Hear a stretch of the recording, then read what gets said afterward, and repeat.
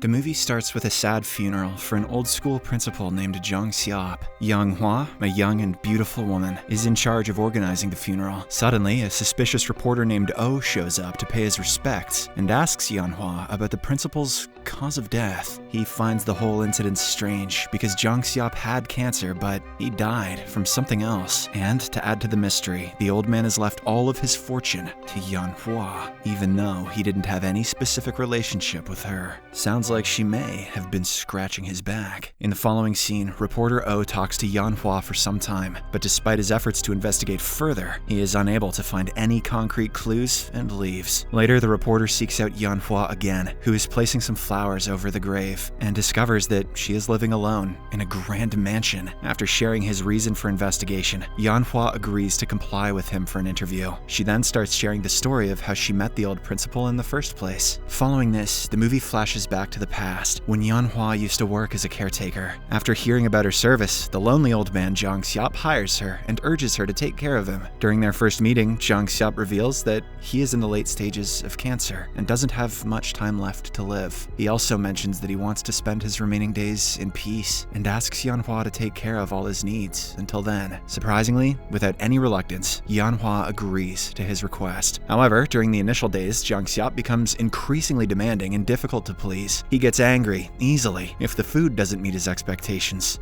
and even asks Yeon-hwa to give him long massages. I'd have been more surprised if he didn't go down that road. One night, after having a nightmare, Jong-sup wakes up and finds Yeon-hwa sleeping beside him instead of watching over him. Seeing this, he becomes furious and throws a glass of water at her, waking her up. However, Yeon-hwa remains calm and he eventually goes back to sleep. As the days pass, Yeon-hwa learns Jong-sup's preferences and becomes more understanding of his needs. She begins preparing his favorite meals, taking care of his medications, plays This Little Piggy Went to the Market with him, and even knowing the correct temperature of water for his bath. With all of this, their relationship improves and they grow closer. One night, Jong-sup takes Yeon-hwa to a reunion party and introduces her to his friends. He even convinces her to sing a song on the stage, which captivates everyone in the audience. Jong-sup is really impressed by her singing ability, as he had no idea about it. On their way home, he mentions that the song used to be his late wife's favorite. When asked about how she knew about the song, Yeon-hwa confesses that her late boyfriend used to listen to it quite often. The following morning, Yeon-hwa is giving Jong-sup a pedicure in the garden.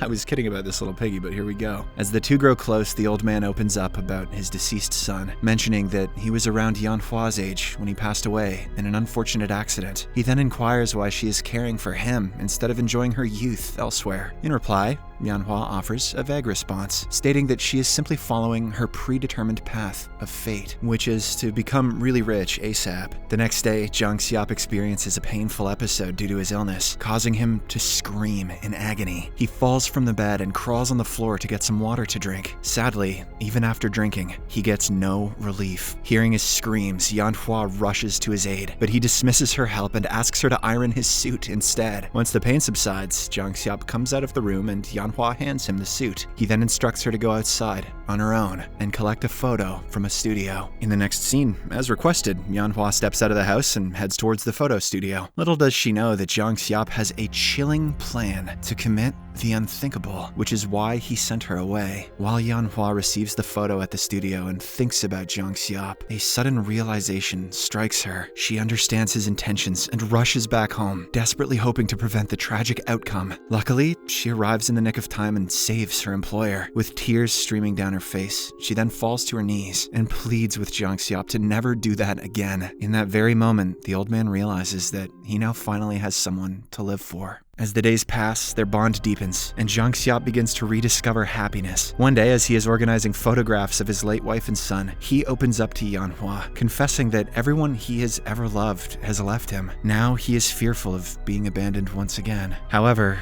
Yeon-hwa tenderly assures him that she has nowhere else to go, and promises to remain by his side forever. To shift the conversation and bring some solace, Yeon-hwa gently inquires about Jong-sup's son captured in the photograph. In reply, he reminisces about his son, describing him as a dedicated and talented individual who was tragically taken away by a car accident, leaving the world too too soon. The next day, Yeon-hwa accompanies Jong-sup for a medical checkup, and to their astonishment, the doctor delivers unexpected news. Jong-sup's cancer cells have miraculously stopped spreading. Instead of having only 6 months to live, he now has an extended prognosis of 6 years. The doctor concludes that patients who maintain a positive outlook on life tend to experience longer lifespans. On their way back from the appointment, Jong-sup can be seen smiling, expressing his gratitude to Yeon-hwa by holding her hand. He believes that she is the reason for his happiness and positive attitude towards life. In the following days, Jong-sup's affection for Yeon-hwa grows stronger, and he treats her to fancy dinners at nice restaurants. During one of these dinners, Yeon-hwa kindly advises him to not drink too much because of his illness. However, the old man, who is caught up in the moment, completely ignores her and ends up getting faced. As he gets drunk, he tries to be intimate with Yeon-hwa. He grabs her in his arms and tries to kiss her forcefully. However, after a bit of a scuffle, she manages to push him away and stop him from doing anything bad. Feeling disappointed, Yeon-hwa decides to leave the house, leaving Jong-sup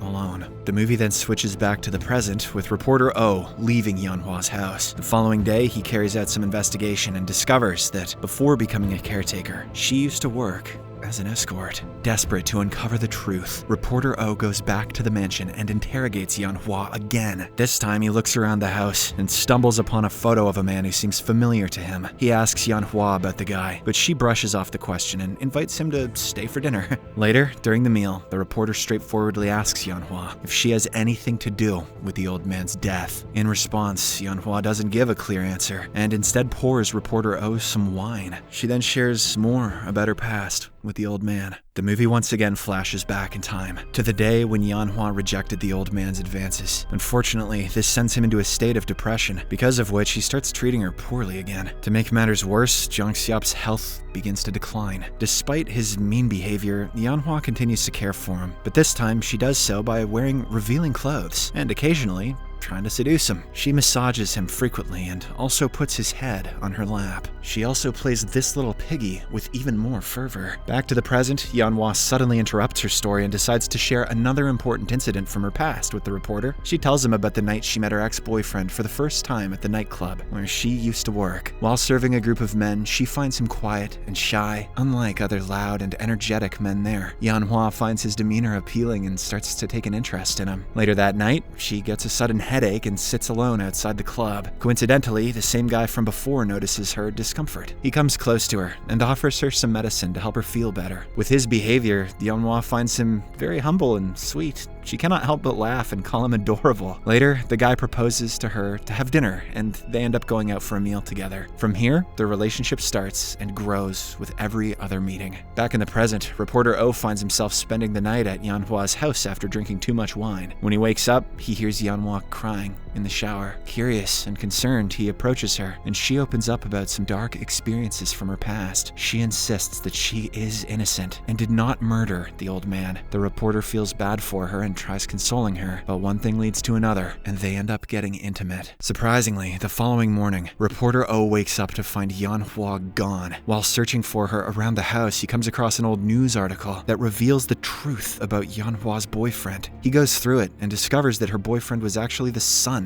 of the old man, Jong-sup. The article also reveals that her boyfriend didn't die in a car accident, but committed the unthinkable, frustrated by a traumatic event. Confused by what he just read, the reporter decides to delve deeper into the investigation. He uncovers the shocking fact that Yeon-hwa had been making potions, I tell you, to induce feelings of love, and she had spiked both his and the old man's drinks. The scene shifts back to the past, and we see Jong-sup carefully trimming his beard, seemingly preparing for something special. With a ring in hand, he enters Yeon's room and gently places it on her finger while she is asleep. However, Yeon-hwa suddenly wakes up and rejects his heartfelt proposal. Desperate to win her over, Jong-sup goes to great lengths. He offers her his house and all of his fortune, hoping that she will agree to marry him. However, she refuses all of his advances and leaves him alone. After several days, Yeon-hwa returns home with vengeance in her eyes. It is at this moment that she unveils a shocking truth. She is actually the girlfriend of his deceased son. Yeon-hwa discloses her true intentions, mentioning that she has come for revenge for her boyfriend's death. It turns out that Yeon-hwa's boyfriend's tragic demise was a result of his own father's deep-seated hatred. Upon discovering his son's relationship with an escort, Jong-sup orchestrated a cruel plan plan. He hired some of Yeon-hwa's previous clients and forced them to engage in intimate acts with her while making his son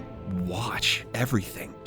I could have sworn this was a love story. This inflicted painful scars on them both. In particular, the boyfriend was so deeply affected that he jumped in front of a moving car and ended it all. Upon learning the devastating truth, Jong-sup collapses to the ground in utter shock. Meanwhile, Yeon-hwa retreats to her room, seemingly happy at what she has done. The next day, Jong-sup requests a shower from Yeon-hwa. Afterwards, while she is in another room, he commits the unthinkable, leaving her alone with his wealth and fortune. Following this, Yeon-hwa is at a train station, contemplating on ending it herself. However, when she tries to jump into the oncoming train, completing the cycle of unbelievably depressing shit, she is unexpectedly saved by the spirits of Jong-sup and her deceased boyfriend. They appear as ethereal beings, offering her solace and guidance. Jong-sup's spirit assures Yeon-hwa that he harbors no grudges against her and encourages her to live the remainder of her life to the fullest, using the property he had left for her. The movie ends with the beautiful scene of Jong-sup and her boyfriend's spirits bidding farewell to Yeon-hwa as they board a train. They wave at her, signifying their support as she embarks on a new chapter, carrying their memories with her, but not all that dark shit from the last 10 minutes.